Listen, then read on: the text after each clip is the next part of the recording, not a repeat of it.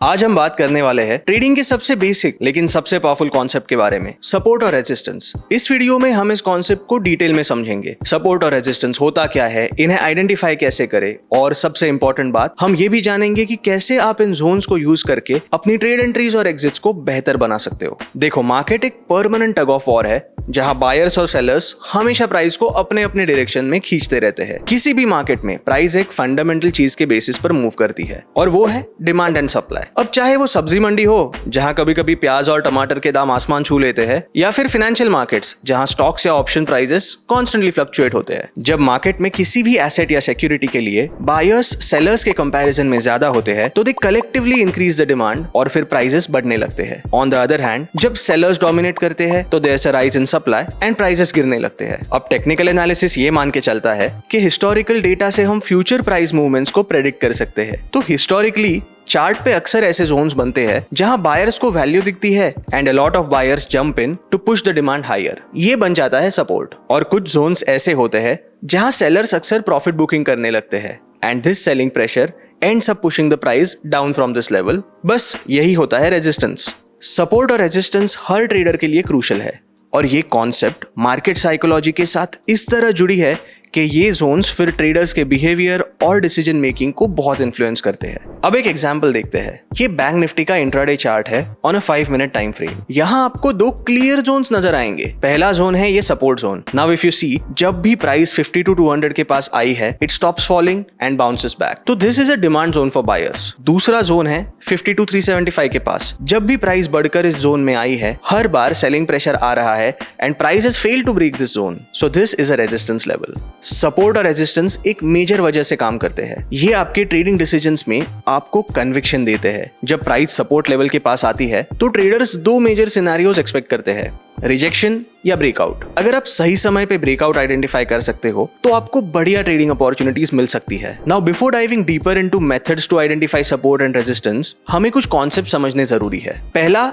Reversals. जब price एक support या रेजिस्टेंस लेवल को टच करते ही वहां से अपोजिट डायरेक्शन ले लेती है तो उसे रिवर्सल कहते हैं। सपोर्ट के केस में रिवर्सल तब होता है जब बायर्स की डिमांड इतनी बढ़ जाती है कि प्राइस और गिर नहीं पाती। ऑन द अदर हैंड, अगर रेजिस्टेंस हिट होते ही सेलिंग प्रेशर आता है और भाव गिरने लगता है तो ये भी एक रिवर्सल है। Second, breakouts. ये तो हो गया रिजेक्शन का सिनेरियो, पर कभी कभी प्राइस ऐसे फोर्स के साथ सपोर्ट या रेजिस्टेंस को तोड़ती है कि उसके बाद तो मानो भागने लगती है। This is called a breakout. जब प्राइस रेजिस्टेंस को तोड़कर ब्रेकआउट देती है तो ट्रेडर्स ओपन फ्रेश लॉन्ग्स, और जब सपोर्ट को तोड़ती है तो ट्रेडर्स गो शॉर्ट। और हाँ, सपोर्ट और रेजिस्टेंस लाइंस पर जितने ज्यादा टच पॉइंट्स होते हैं उतना ही वो लेवल स्ट्रांग होता है। अगर प्राइस ऐसे स्ट्रांग लेवल्स को तोड़कर ब्रेकआउट देती है तो अक्सर ये एक स्ट्रांग ब्रेकआउट माना जाता है एंड प्राइस में सिग्निफिकेंट मूवमेंट देखने को मिल सकता है।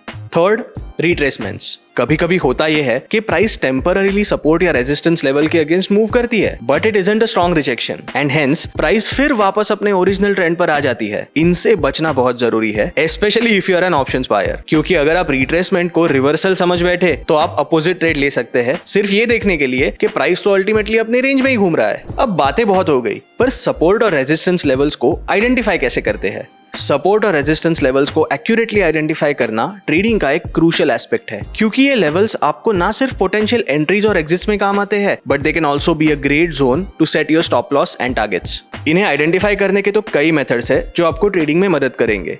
चलो इन टेक्निक्स को थोड़ा डिटेल में समझते हैं। पहला, विजुअल एनालिसिस। आप कोई भी चार्ट उठा लो, सपोर्ट और रेजिस्टेंस जोन्स तो आपको दिखेंगे ही। विजुअल एनालिसिस में आप पास्ट प्राइस डेटा को एनालाइज करते हो और ऐसे जोन्स आइडेंटिफाई करते हो जिन्हें प्राइस इजीली ब्रेक नहीं कर पाया है। ऐसे पॉइंट्स पर रिवर्सल कॉमन है। फॉर एग्जांपल, इस फिन निफ्टी के 15 मिनट चार्ट पर 23,350 के पास आकर प्राइस 3 से 4 बार रिवर्स हुई है, तो ये एक स्ट्रॉन्ग सपोर्ट लेवल है on an intraday basis. Visual analysis is the most basic and quick method to identify support and resistance zones, but it is also quite effective. ये प्रोसेस आपको charts तो observe करने में मदद करती ही है, पर आपको मार्केट का एक इंट्यूटिव सेंस भी देती है। Second, horizontal lines and trend lines. Visual analysis को और ज्यादा प्रिसाइज और एक्यूरेट बनाने के लिए हम ड्राइंग टूल्स का यूज कर सकते हैं। हॉरिजॉन्टल लाइंस को फिक्स्ड लेवल्स रिप्रेजेंट करने के लिए यूज किया जाता है, जैसे कि Tata Motors 1 hour time frame पे इस जोन में आकर रिपीटेडली रिवर्स हुआ है, तो मैं यहाँ पर एक हॉरिजॉन्टल लाइन ड्रॉ करूंगा। अब ये बन गया मेरा resistance. The good part about drawing tools is कि ये मुझे प्रिसाइजली बताते हैं कि प्राइस ने रेजिस्टेंस को कितनी बार टच किया है। And as we have discussed earlier, more number of touches मतलब स्ट्रॉन्ग स्ट्रॉन्गर सपोर्ट या रेजिस्टेंस जोन।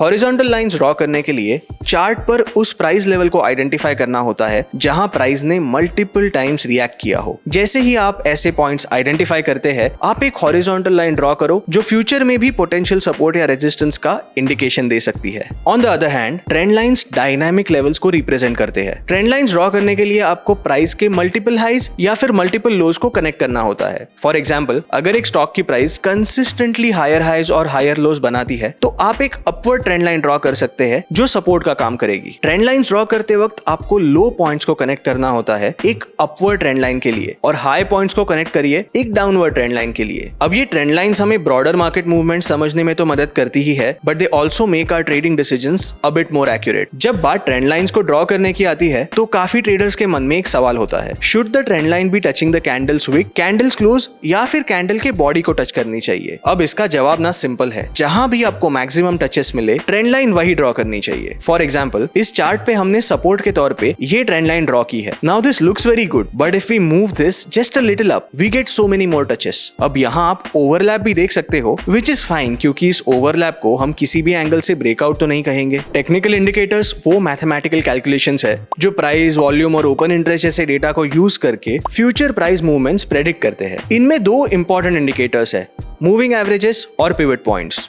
मूविंग एवरेजेस को भी ट्रेंड लाइंस की तरह आप डायनामिक सपोर्ट और रेजिस्टेंस लेवल्स के तौर पे यूज कर सकते हो। ये एवरेजेस हिस्टोरिकल प्राइस डेटा को यूज करके कैलकुलेट होते हैं और प्राइस मूवमेंट्स को स्मूदन आउट करते हैं। अब मूविंग एवरेजेस तो कई तरह के होते हैं, पर ट्रेडिंग में सबसे कॉमनली यूज्ड है सिंपल मूविंग एवरेज और एक्सपोनेंशियल मूविंग एवरेज। अब ऐसे में एक सिंपल मूविंग एवरेज होता है लास्ट कुछ कैंडल्स का, मतलब ये एक स्ट्रेट एवरेज कैलकुलेट करता है। EMA on the other hand recent prices को ज्यादा वेट देता है, इसलिए ये करंट प्राइस मूवमेंट्स को बेटर रिफ्लेक्ट करता है। अगर मैं इंट्राडे ट्रेडिंग या स्कैल्पिंग कर रहा हूं तो मैं पर्सनली तो ईएमए स्लॉट करना प्रेफर करता हूं, क्योंकि ये रीसेंट कैंडल्स को ज्यादा इंपॉर्टेंस देते हैं। इससे मुझे करंट ट्रेंड और प्राइस मूवमेंट्स का बेटर आइडिया मिलता है। चलो एक एग्जांपल देखते हैं। मैंने इस निफ्टी चार्ट पर एक 50 डे मूविंग एवरेज प्लॉट किया है। नाउ इफ यू सी, जब भी प्राइस ईएमए लाइन को टच करती है इट इज बाउंसिंग बैक। अब ये इंडिकेट करता है कि 50 ईएमए पर फिलहाल एक स्ट्रॉन्ग सपोर्ट दिख रहा है and price is respecting this EMA. अब पिवट पॉइंट्स जो है वो प्रीवियस ट्रेडिंग सेशंस के हाई, लो और क्लोज प्राइसेस को यूज करके कैलकुलेट किए जाते हैं। ये पॉइंट्स फ्यूचर सपोर्ट और रेजिस्टेंस लेवल्स को अच्छे से प्रेडिक्ट करने में हेल्प करते हैं। पिवट पॉइंट्स कैलकुलेट करने के लिए आप प्रीवियस डेज हाई, लो और क्लोज प्राइसेस का एवरेज निकालते हैं। फिर इसी पिवट पॉइंट को लेकर अलग अलग सपोर्ट और रेजिस्टेंस लेवल्स को कैलकुलेट किया जाता है। Now if you see this intraday chart for Nifty, आप ही देखो कितनी बार price came closer to the pivot point and retraced, और इस केस में when price broke the pivot level it showed a strong up trend. चौथा है basic chart patterns. Chart patterns वो फॉर्मेशंस होते हैं जो प्राइस मूवमेंट्स के हिस्टोरिकल डेटा को देखकर बनते हैं और फ्यूचर प्राइस मूवमेंट्स को प्रेडिक्ट करते हैं। इनमें से दो कॉमन पैटर्न्स है, डबल टॉप्स और डबल बॉटम्स। अब डबल टॉप्स तब बनते हैं जब प्राइस दो बार एक हाई लेवल को टच करके नीचे आई है। ये पैटर्न रेजिस्टेंस और पोटेंशियल रिवर्सल का अच्छा आइडेंटिफिकेशन होता है। फॉर एग्जाम्पल, यहाँ पर अगर आप देखो प्राइस दो बार इसी लेवल को टच करके नीचे आई है, तो अब इस लेवल को हम एक स्ट्रॉन्ग रेजिस्टेंस मान सकते हैं। इसका मतलब है कि प्राइस और ऊपर जाने का चांस थोड़ा कम ही है, बट प्राइस गिरने की संभावनाएं ज्यादा है। डबल बॉटम्स तब बनते हैं जब प्राइस दो बार एक लेवल को टच करके ऊपर जाती है। ये पैटर्न सपोर्ट और पोटेंशियल रिवर्सल का एक अच्छा आइडेंटिफिकेशन होता है। फॉर एग्जाम्पल, इस निफ्टी के चार्ट पर हमें क्लियरली ये जोन दिख रहा है जहां price came twice but reversed both the times.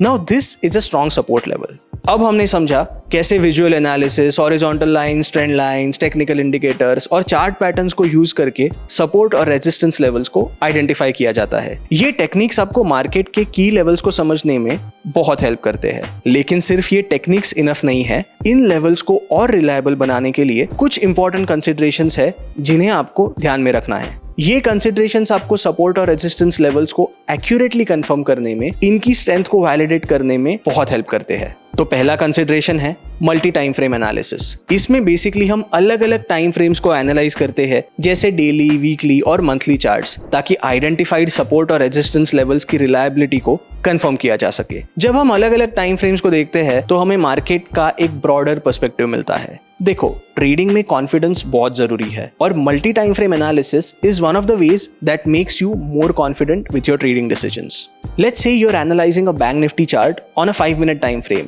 And you find a resistance. पर अब अगर आपको 15 मिनट टाइम फ्रेम पे भी ये सेम रेजिस्टेंस जोन दिखता है तो इस लेवल की रिलायबिलिटी बढ़ जाती है।